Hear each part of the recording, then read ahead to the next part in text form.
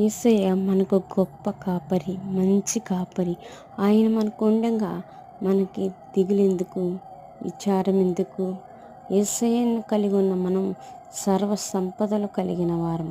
ఆయన మనల్ని పచ్చిక గల చోట్ల పొరుండబెట్టును, శాంతికరమైన జలముల యొద్ద నిలవబెట్టును. ఆయన మనకు సర్వ సమృద్ధిని దయచేయను గనుక మనము చింతింపక నిత్యము ఆయనలో ఫలించే బిడ్డలుగా ఉండాలని దేవుడు కోరుకుంటున్నాడు. నేను ద్రాక్షావల్లిని, నా యందు నిలిచి ఉండువాడు బహుగా ఫలించును, మీరు నా తీగలు అంటున్నాడు నా దేవుడు.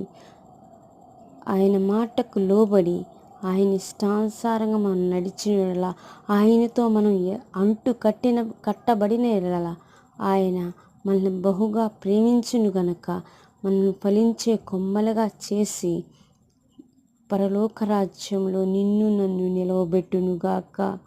ఆమేన్, ఆమేన్.